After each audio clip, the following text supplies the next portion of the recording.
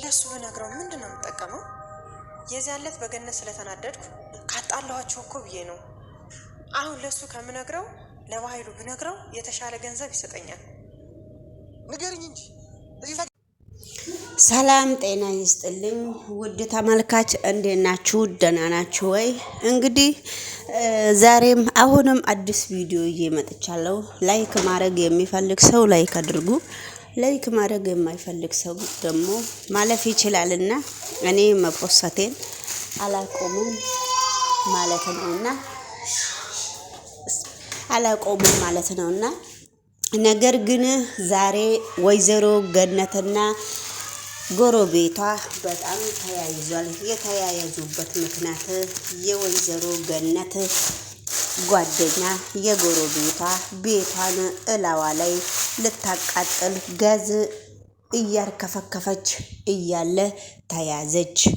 ነገር ግን ጋዝ እያርከፈከፈች እያለችም ብትያዝም ምንም ነገር ወይዘሮ ገነት እየተራራጠች ነው ወደ ቤት የመጣችው።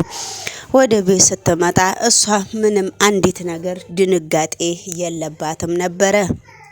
ነገር ግን ሁሉንም ነገር እግዚአብሔር ይመስገንና ወይዘሮ ገነት በሁሉም ነገር ደረሰችባት። ዳግምም ድሮንም ብዬሽ ነበረና እቺ ሴትዮ ከአቶ ባህሩ ጋራ እየሰራች ስለሆነ ነገሮቹን ለሱ እያመላለሰች ስለሆነ ድሮንም አስጠንቅቄ ነግሬሽ ነበረ ይሄ ነገር እንደማይሆን እናቴ ብሎ ለእናቱ ሲነግራት ነበረ።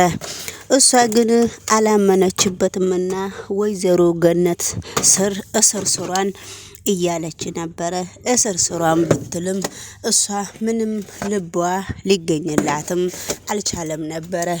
ዳግም ግን ወንድ ልጅ ነውና ዞሮ እሷ የሷን ምኞት ሙሉ በሙሉ ስላገኘባት አሁንም ደግሞ ዳግምን ለመጥላትም እየሞከረች ነበረ። ዳግምን ግን ጣላችሁም አልጣላችሁም የትም ልታገኘውም አልችልም። ነገር ግን አሁን ከቤቴ ትወጪልኛለሽ ወይ አትወጪም ወይ በማለት እየተጠያየቁ ነበረ። ቢጠያየቁም እሷ ግን የልቧን ልትሰራት ነበረ። ጉድ ልታረጋት ነበረ። ቤቱን ሙሉ በሙሉ ጋዝን አርከፍክፋ ነበረ። ጋዙን ብታርከፈክፍም ወይዘሮ ገነት ስለደረሰችባት ምንም ነገር አልመሰላትም ነበረ። ነገር ግን አሁንም አንቺ ለምንድነው እንደዚህ የምትፈታተኝኝ? ምን ፈልገሽ ነው ብላም በትህትና ስትጠይቃት ነበረ። እኔ ግን ምንም ፈልጌም አይደለም ከህይወትሽ እወጣልሻለሁ። አንቺ ነሽ ግን በልጅሽ እየተፈታተንሽኝ ያለሽው ብላ መልስ ስትሰጣት ነበረ።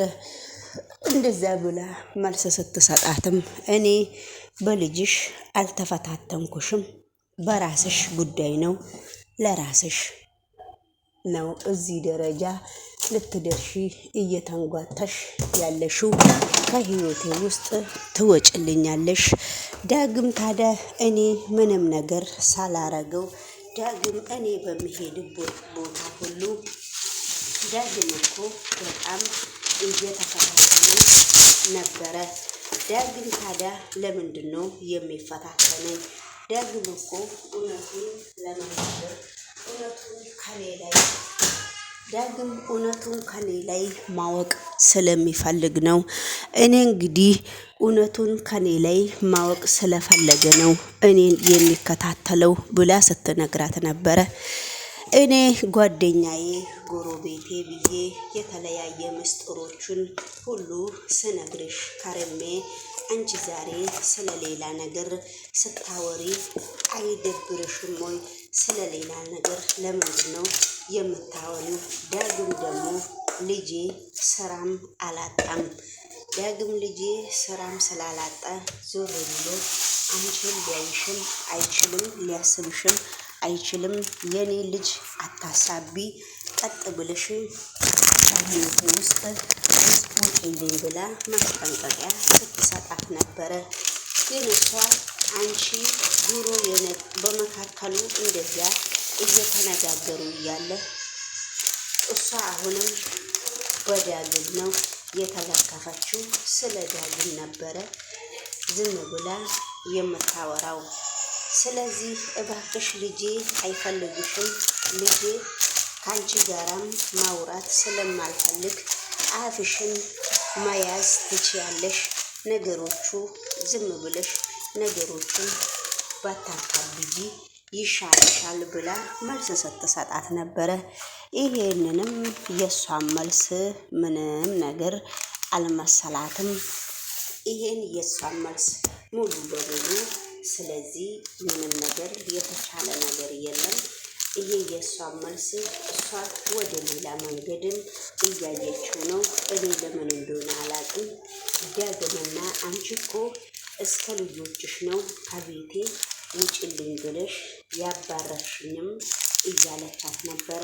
ነገር ግን ታዲያ እኔ ብልሽም ከአንቺ ሁኔታ ነው ውጪ ብልሽም እኮ ወጣሽ። ልጄ ደግሞ አንቺን የሚከታተልብሽ ምክንያት ስለሌለ ልጄን ምንም ነገር ምክንያት ልታረጊው አትችይም ስትላት ነበረ። ነገር ግን ምክንያት ባረግም ባላረግም ነገሮቹ ሁሉ በጣም እየከባበዱ ነው። አሁን ደግሞ ወደ አቶ ባህሩና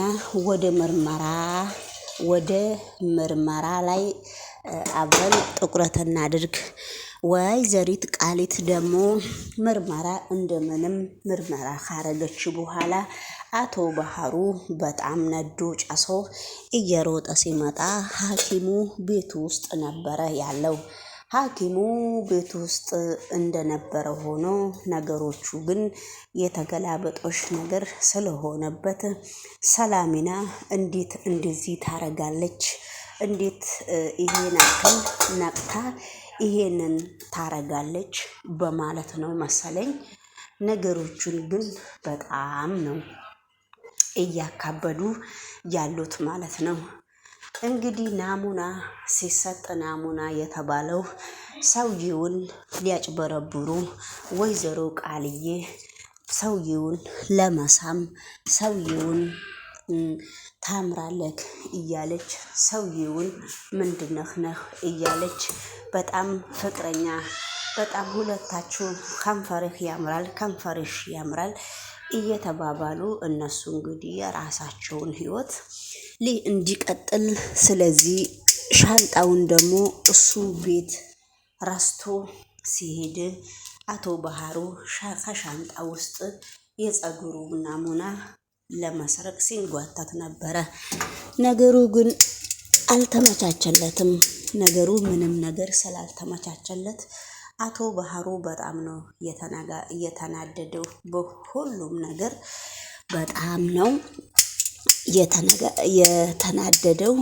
ስለዚህ ምንም ነገር የተሳካለትም ያልተሳካለትም ምንም ነገር ስለማልፈልግ ስለዚህ ነገሮቹ ከባድ እስከሆኑ ድረስ በነገሮቹ ላይ ሁሉ እግዚአብሔር ጣልቃ ይገባል በማለት እንግዲህ ሰውየው ደግሞ እኔ ቆንጆ ሴት ስለሆንሽ እንደ ማንኛውም ሰው